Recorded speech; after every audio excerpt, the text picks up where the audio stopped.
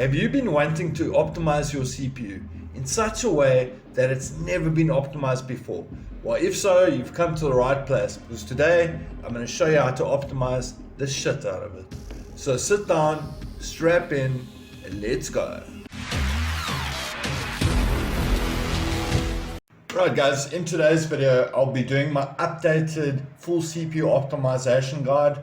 I did do this video about 8 months ago, but there are a couple things that I have updated, and in that last video I actually did leave 1 or 2 things out. So I thought, what better day than to do an updated version than today.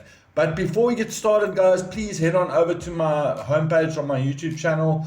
If you're already subscribed to the channel, please make certain that you have all notifications set to all. Like the video, share the video, comment on the video, really will help me with the algorithm. And then thanks for the support. I'm almost at 3,000 subscribers. It's going up quickly. Thank you very much. To those of you that aren't subscribed, please consider doing so if you find this type of content helpful. And then on my homepage I have a whole bunch of optimization videos you can get stuck into to help you optimize your computer. But at that, let's get the video started. So if you go to the description of this video, there's going to be a link to my Google Drive. It's actually the same link from my old CPU optimization guide, but I did add in a couple of extra files and folders. So I put in a newer version of Intelligent Standby List Cleaner, but I don't think we're going to use that today. Visual C runtimes, I'm not going to use that today. There's going to be auto runs, you can download that. The Bitsum highest performance power plan, you can download that. Command line for 10th gen and newer, you can definitely want to download that. DirectX web setup, don't really need to do that. I'll put that in my GPU optimization video and anyway.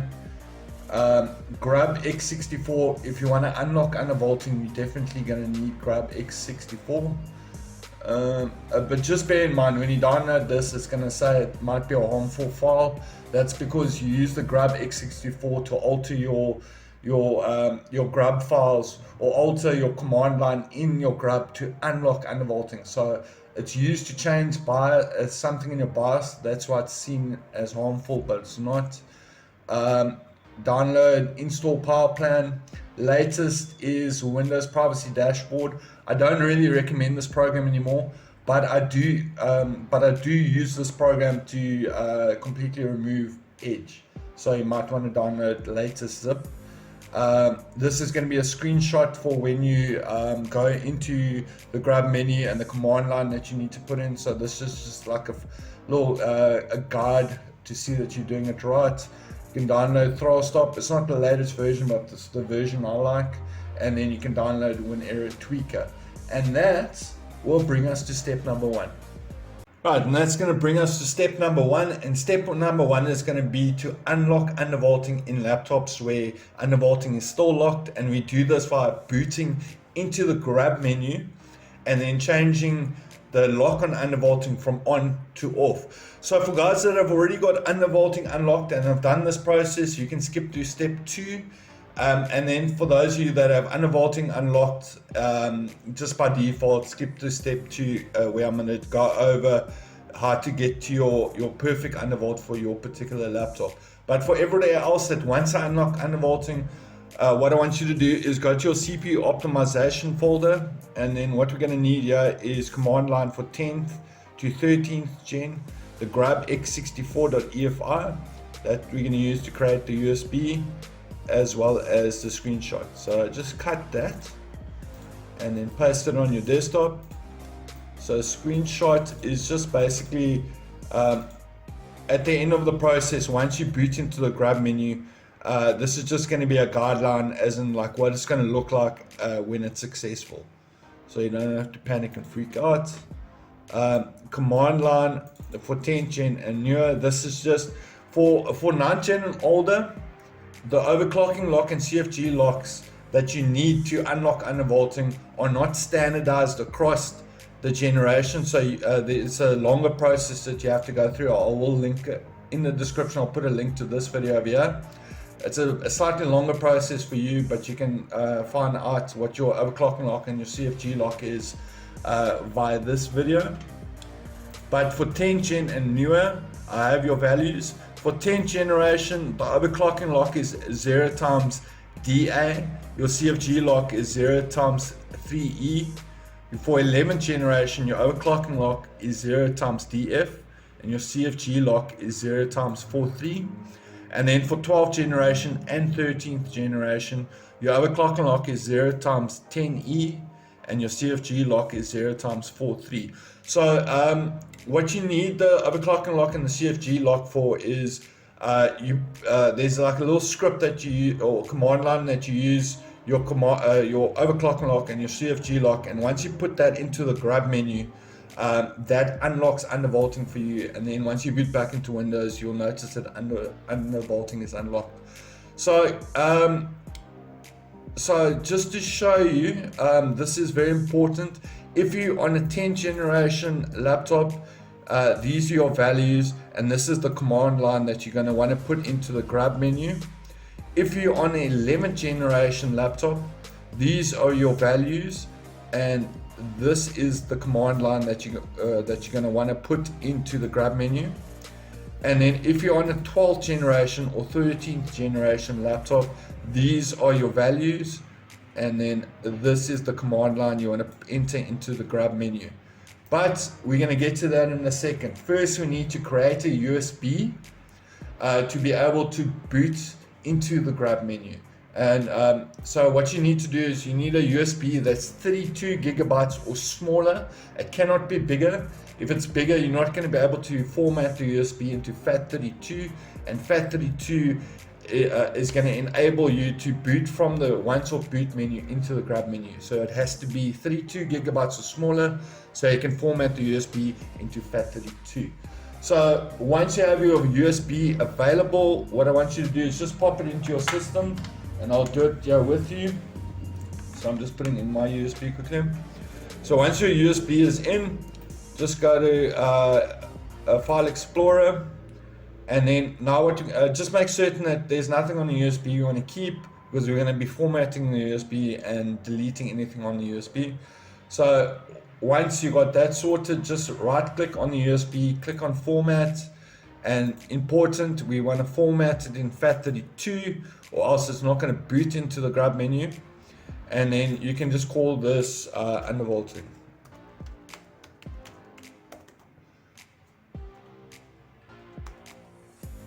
Undervolt. Okay, and then once that's sorted, you can press start, and this is going to format your USB for you. Okay, format complete. So this is important, and you have to do it exactly as I do. So double click into your USB, create a new folder, and name it EFI, all caps, and then in EFI create a new folder, call it a boot, and then just go into boot. And now what I want you to do is this grab x64.efi, just pull it into the boot folder. And now what you're going to do is you're going to rename it, but you're just going to take away this grab and replace it with boot. So it needs to look like this: boot x64.efi. So just to go over what the USB needs to look like, it needs to be formatted in FAT32. It needs to have an EFI all caps folder, and then a boot folder within that. And then within that boot folder, it needs to have that grab x64.efi, which we changed to boot x64.efi. Once you have your USB completed, now this is important for you guys to understand. On 10th generation, it doesn't matter if virtualization is on in the BIOS, but if you're on Windows 10, sorry, but if you're on Windows 11, since Windows 11 22H2 virtualization in the BIOS actually blocks undervolting. So you're going to need to switch off virtualization, and then to be able to boot into the grab menu, you're going to need to put off secure boot as well. And before you do that, just go ahead and click the start menu, go to services, and then just to be safe, what we're going to do is just click on name and then find BitLocker drive encryption, and just go ahead and disable BitLocker drive encryption, because what you can find is if you switch off secure boot, BitLocker might lock you out of your laptop. So if you disable BitLocker, BitLocker is not on, so it's not gonna lock you out of your laptop. So now what I want you to do is I want you to boot into your BIOS, switch off secure boot, and if you're on Windows 11, I want you to disable virtualization in your BIOS. This is going to be under security, and normally it's normally VTX in your BIOS. So just make sure the VTX is disabled. Once you've disabled secure boot and you've disabled virtualization, what I want you to do now is, with your USB still in your laptop, now I want you to boot to your once-off boot menu. So not your BIOS, but your once-off boot menu. So just Google how to boot into the once-off boot menu with your particular brand. For me, I need to restart my computer and then tap F12, and that takes me to my once-off boot menu. That's for Alienware and for Dell, but for HP or Lenovo it might be slightly different. So just Google how to boot into a once-off boot menu on your particular brand of laptop. And then once you know that, all we're going to do now is we're going to restart our computer with the USB still in, and then when your manufacturer logo appears, what I want you to do is tap the button that will take you to your once-off boot menu. Once you're in your once-off boot menu, you're going to select you're just going to select your USB. And once you select your USB, that's going to boot you into your grab menu. This menu over here, it's going to say grab at the top. And then from there, if you're on 10th generation, you're going to put in this command line. If you're on 11th generation, you're going to put in this command line, and if you're on 12th or 13th gen, you're going to put in this command line. And then once you're done with that, you can just power off your laptop and then boot back into Windows, and then undervolting should be unlocked. Now that you have undervolting unlocked, that's going to bring us to step number 2, setting up Throttlestop and then configuring the optimal undervolt for your particular laptop and processor. So you're going to need a Throttlestop over here. But instead of me redoing this, I've got a perfect guide on just that. So I'm going to put a link in the description of the video for step number 2. It's going to link you to Throttlestop for Dummies, how to reduce laptop temperatures. And that shows you exactly how to go about setting up the correct undervolt, as well as adjusting turbo ratio limits, just in case you've got a very powerful and very hot laptop CPU where undervolting isn't enough. So this shows you how to configure the offset as well as adjust turbo ratio limits. And that's going to bring us to step number 3. Step number 3 is a very easy one. What I want you to do is click on the Windows icon, go to the settings, update and security. And all we're going to be doing now is just checking that Windows is up to date. So just check that Windows is up to date, run all the updates, and then restart your computer if necessary. So all the updates are done. You want Windows Update to say you are up to date. And then once it says you are up to date, go ahead and click on pause updates for 7 more days and click it until it grays out like this. That's step number 3. For step 4, another short step, just click on the Windows icon here, and then you can just type in system configuration. And then once this little app appears, just click on that, go to boot, go to advanced options. For you, it's not gonna, the number of processors should be unticked. So once you tick it, then just click on this drop down menu and select the maximum amount of processors. Once you're done with that, press OK, apply, boom. So now what you can do is just restart your computer. For step number 5, we're going to be adjusting page file as well as visual effects. So just go on the Windows icon, type in advanced system, and then once advanced system settings appears, just click on that. And then in the performance tab, we're going to be adjusting visual effects. So with these days with stronger hardware, adjusting visual effects probably has no effect whatsoever, but just do it anyway. Adjust for best performance, but makes the desktop look ugly. So what I do is I select use drop shadows, smooth edges for screen fonts, show translucent selection rectangle, and then show thumbnails instead of icons, and then apply. And then once that is done, now we're going to be adjusting our page file. So yours, if you haven't touched this already, this should be set automatically by your computer, but I like to set it to either 8 gig or 16 gig. Certain games just like bigger page file, so it should be on automatically managed. But unselect this, go to custom size, and I've set mine to 8 gig now, but I'm actually going to set it to 16 gig. So if you want to set your page file to 16 gig, set it to 16384. That's 16 gigabytes in megabytes, and then just copy that. And so it needs to be initial size 16384, and then just paste that same number into maximum size. So set, okay, and then apply. And if you haven't set page file before, it's going to ask you to restart your computer. So just go ahead and restart your computer. Right guys, for step number 6, we're going to be disabling Windows Defender. Please note, this step is entirely optional. If you don't want to disable Windows Defender, you can skip this step. But for those of you that want to, you can follow along.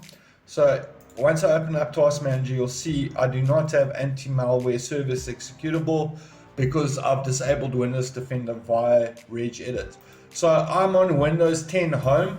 I don't have access to Group Policy Editor. That's normally how people disable Windows Defender. So how I do it is via Regedit. So click the Windows key and R. That's going to open the run box, and then just type in Regedit, enter, and then from there, computer, HKey local machine, software, policies, Microsoft, Windows Defender. And in Windows Defender, you're going to have just one folder called Policy Manager. To be able to block Windows Defender, what you're going to need to do is create a new key, and then rename that new key SpyNet, capital S, capital N, one word. And then in SpyNet, it's going to be empty. What you're going to do is create a new D-word 32-bit value, and then you're going to rename it SpyNet Reporting. So capital S, capital N, capital R, no spaces, SpyNet Reporting. And then to disable Windows Defender, you're going to modify that, and you're going to give it a value of 3. And then once you restart your computer, you'll notice that you have no more anti-malware service executable because Windows Defender is disabled. If, however, at any stage you want to reverse this and you want to switch on Windows Defender again, all you need to do is come to Regedit again, go to HKey local machine, software, policies, Microsoft, Windows Defender, SpyNet, and then SpyNet Reporting, just modify it, give it a value of 0, restart your computer, and Windows Defender will be active in the background again. But that's how to get rid of Windows Defender with Regedit. Right guys, for step number 7, we're going to be altering stuff in Regedit again. All we're going to be doing is setting Spectre and Meltdown. It's not really going to make much of a difference on newer CPUs, but on older CPUs it can offer you up to 10% CPU boost in terms of performance. And then we are going to be disabling memory compression, or in this case it's actually called prefetcher, but disabling memory compression can actually help you with latency.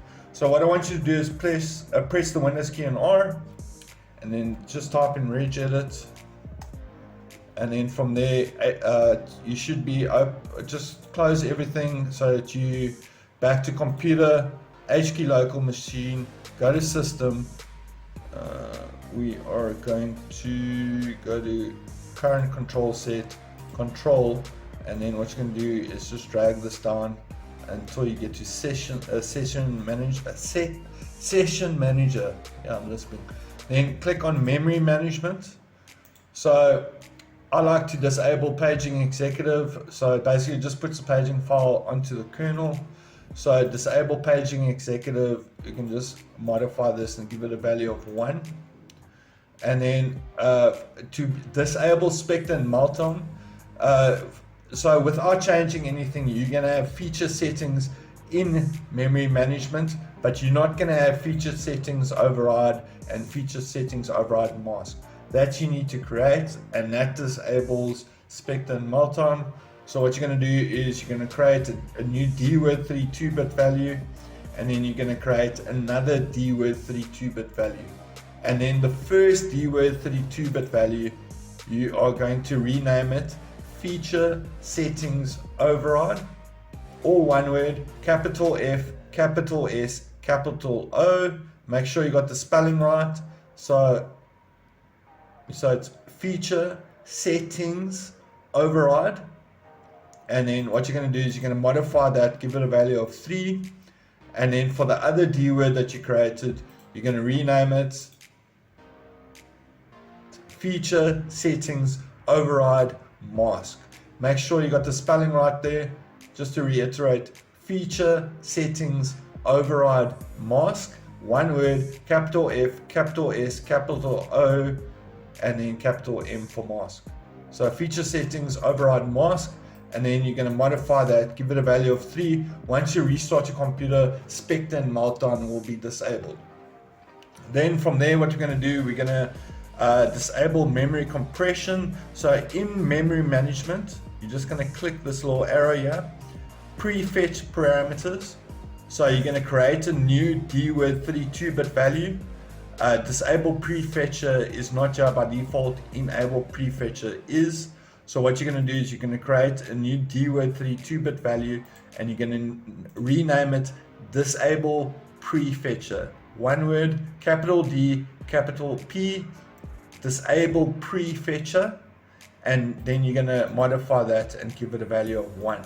Once you restart your computer, memory compression or prefetcher will be disabled, and this will help give you a little boost or give you some better performance in terms of latency. So guys, that's us done with Regedit.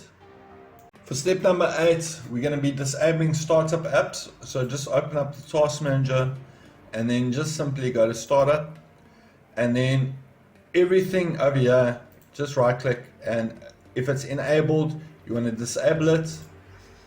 So make certain that everything over here is disabled, because basically once you start or restart Windows, unless it's disabled, it's going to open up all these apps in the background. So for you, it's obviously going to be different based on what programs you have installed on your computer, but disable it. Make sure everything's disabled, because at the end of the day, you don't want apps opening up in the background using unnecessary RAM and CPU cycles at the same time. So that's step number 8. For step number 9, we're going to make sure that high precision event timer is disabled. Guys, if you play single player games, you don't really have to bother with this, but if you play online multiplayer games, disabling high precision event timer could actually help you with input delay or latency. So just click on the start menu, type in device manager, and just go into device manager, and then just open up system devices, and then just right click on our precision event timer, and then I've got it disabled already, so you can just go ahead and disable high precision event timer. So I play single player games, doesn't really affect me, but for people that play online multiplayer games, this could help you with latency. For step number 10, what you're going to do is just open up File Explorer, and what we're going to be doing is disabling drive indexing. So just right click on your local disk, go to properties, and then I've already done it, but for you, if you haven't done this already, allow files on this device to have content indexed is going to be ticked. So what you want to do is untick that, and then press apply. And then it's going to give you an error message. Just say ignore all, and then once you click on ignore all, it's going to start unindexing your drive. This is going to take about 10 to 15 minutes. It's going to give you a whole bunch of messages in a little pop-up. Don't worry about it. just let it run for 10 to 15 minutes. Once it's done, the box will close and you can just press OK. Basically, whatever you load onto your computer, it gets indexed. So once you switch off drive indexing, instead of indexing things twice, it's only going to be indexed once. So that is why I highly recommend this setting. For step number 11, we're going to be installing the Bitsum highest performance power plan. And the reason I recommend Bitsum highest performance power plan is because power control actually falls within Bitsum, the company, or it's the other way around. I can't quite remember. But the relevance of that is that Bitsum highest performance power plan is on par with ultimate performance, but it parks your cores, or it prevents core parking by default. So just cut Bitsum highest performance plan and install power plan, cut it onto your desktop. And it's important that you cut it onto your desktop, and I'll show you why. So what I want you to do is go to File Explorer, go to Local Disk, go to Users, and then whatever your username is, for me it's Justin G15. And the reason we want to find that out is because install power plan, just go to Edit,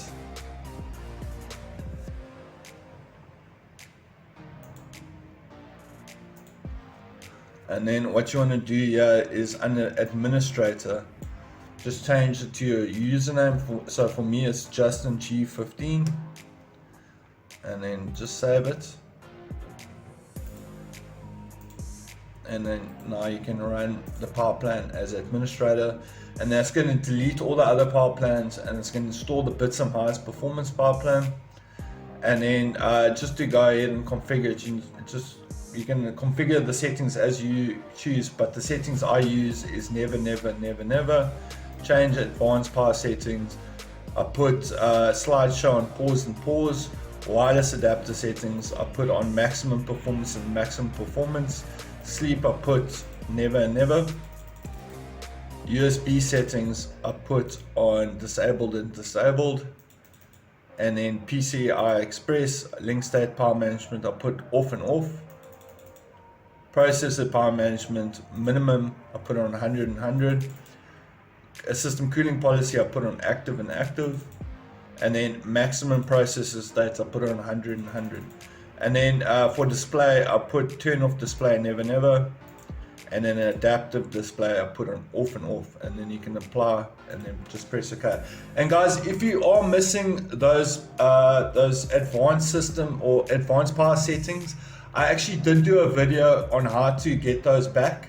So if you open up advanced settings and you've only got slideshow and battery, if you're missing all these settings, I did do a video yesterday showing you how to get all those settings back, so I'll link that in the description of this video as well.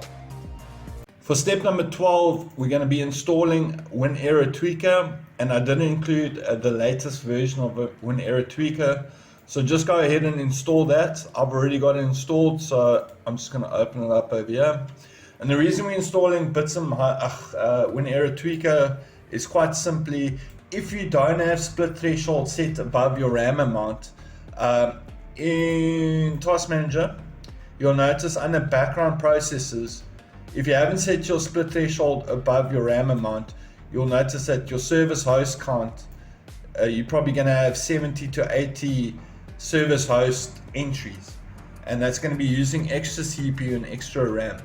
So by setting split threshold above your RAM amount, you're going to be minimizing those service host entries by about 2/3, and from 60 to 80 you're only going to have 20 service host entries. So just scroll down until you find split threshold for service host. So once you find split threshold for service host, all you need to do is simply click on set above RAM, and then that's going to tell you to restart your computer. So restart your computer, and then once you restart your computer and you go into your task manager, first and foremost you should notice that your RAM amount's lower, and then once you go find your service host, instead of 70 to 80 service host packets, you're only going to have 20 service host packets now maximum. So less CPU usage, less RAM usage. And this is due to back in the day when Windows was 32-bit, they used to packet services together because the maximum amount of RAM that people could use was 4 gigs of RAM. But since Windows 64-bit, the RAM amount that you can use is much larger, so you don't need to packet your services together anymore. Right, for step number 13, we're going to be configuring or optimizing, if you will, Windows settings. So just go to Windows icon settings, and then we're going to work our way backward. So update and security, we've already done Windows update and paused it to the maximum amount. That's fine. Privacy, important. You don't want Microsoft to collect your data and send it to the data center, so you want to try to block that as much as you can. So in general, switch off all these options. Speech, just switch it off. It's taking a long time to load for me. Inking, typing, personalization, switch it off. Diagnostics and feedback, I just put on required diagnostic. Location, you can switch it off. I record and use my microphone voice activation, so I recommend just leaving those as is. Notification, switch off. Account info, switch off. Contact, switch off. Calendar, switch off. Phone call, switch off. Call history, switch off. Email, switch off. Tasks, switch off. Messaging, switch off. Radio, switch off. Other devices, switch off. Background apps, switch off. App diagnostic, switch off.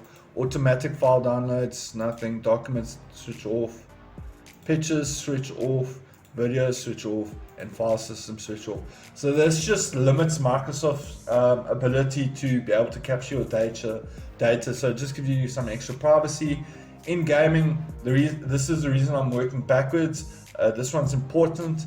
So guys, the other day I did a GPU optimization video. Obviously I recommend switching game bar off, but there's an extra feature whenever you load into games. Game bar presence writer is going to be running in the background in Task Manager. In GPU optimization, I'll show you how to get rid of game bar presence writer. I will link that video in the description, but in the meantime, just make certain game bar is off. Captures, nothing to do there. Game mode, I recommend switching that on.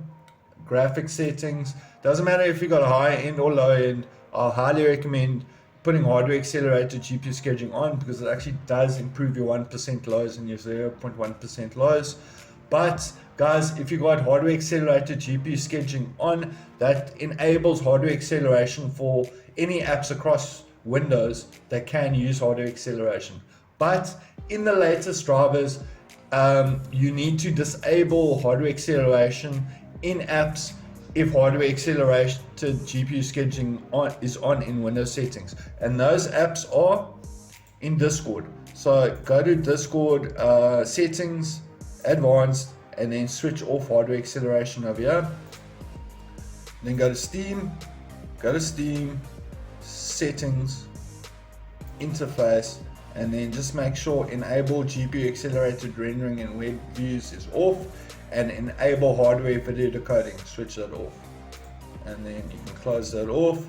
And then if you use VLC, open it up, go to tools, go to preferences, go to input codecs, and this is going to be an automatic. Just put it on disabled, save, close, and then lastly in Windows settings, what you want to do, and the same principle applies if you're on Google Chrome. Just go to settings and then find advanced, and in advanced just look for use hardware acceleration when available, just switch that off. So the reason we're doing that is because hardware accelerated GPU scheduling on with hardware accelerated in certain apps can actually cause freezing in Windows. That's why you disable hardware acceleration where you can in apps, and then you use it in Windows settings because then it uses it across Windows. And then you can go out of that, and then apps. So just go through all these, all the apps that you don't use, just delete them. And then the apps that you don't use but you can't delete, I'll show you in a later program how to get rid of those apps. But in the meantime, in apps and features, optional features, I just get rid of everything here except for Notepad and WordPad, because you use Notepad and WordPad. You can go ahead and delete those. Default apps, that's up to you. Offline maps, I've actually got this disabled by Windows Services. Apps for websites, don't use that. Video playback, just make certain it's on optimized for video quality. Startup is like startup apps, so just make sure everything is disabled there. You don't want it opening up in the background. And then personalization, that's up to you entirely. Devices, Bluetooth and other devices, I don't use anything with Bluetooth, so I switch it off, but obviously don't switch it off if you do use Bluetooth. Printers and scanners, I just switch off, allow Windows to manage my default printer.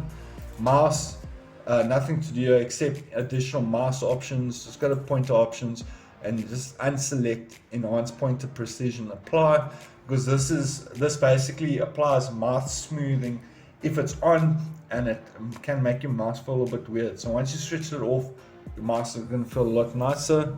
Touchpad, I don't use it, so I just switch it off.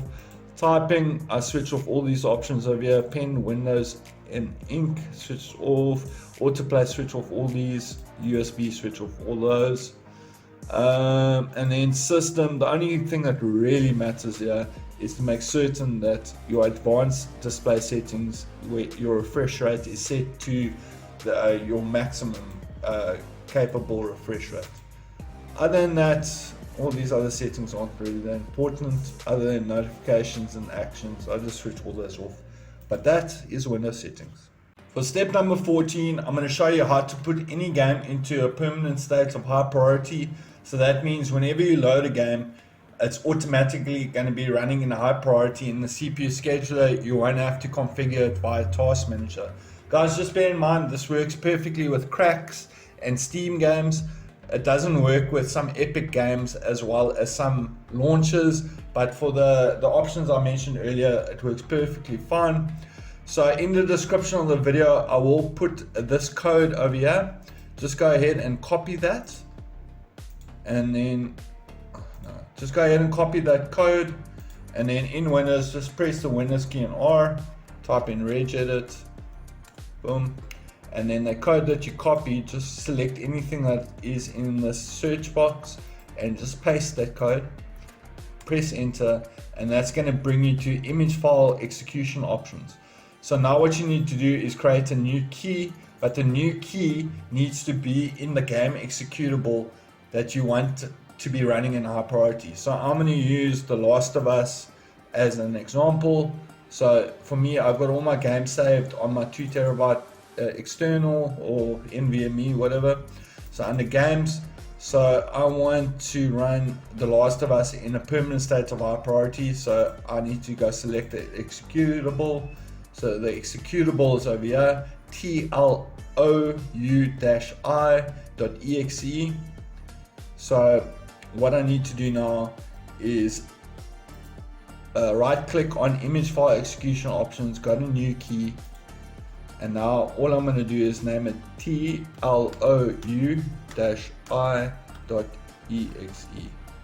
Boom. So now in TLOU-I.exe,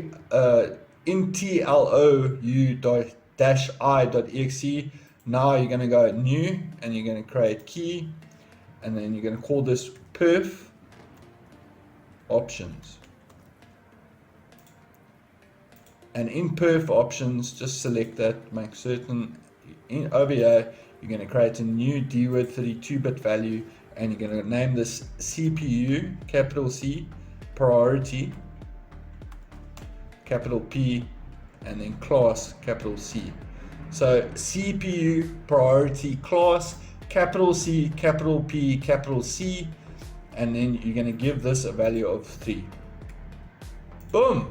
So now every time you open up The Last of Us, it's going to open up running in a high priority. Fantastic. Onward. For step 15 and the final step, we're going to be disabling unnecessary services. But we're also not going to go crazy. We're just going to disable the services that actually make a difference. So go to, just click on the Windows icon here, just type in services, and then open up services, and then just click on name, just make certain it's starting with A. And then the only services that we need to disable, the only ones that really make a difference, is look for all these Intel ones. I'm going to start with that. So Intel audio service, leave that. Intel capability licensing, you can go in properties, put on disabled, apply, close. Intel content protection, it's just a tracking software. As you can see, I've got it disabled. So just go to properties, put it on disabled, stop it, apply. Same thing, you can see I've got it disabled. Just go ahead and stop and disable Intel content protection. Intel dynamic application, disable and stop it. Intel dynamic tuning service, disable and stop it.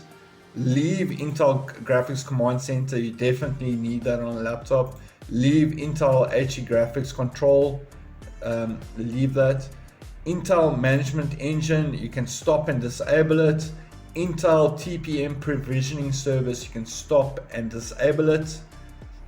And then the only other ones that actually really make a difference are print spooler. So if you're not using a printer, I highly recommend print spooler. Just right click on it, going to properties, disabling it, and then stopping it.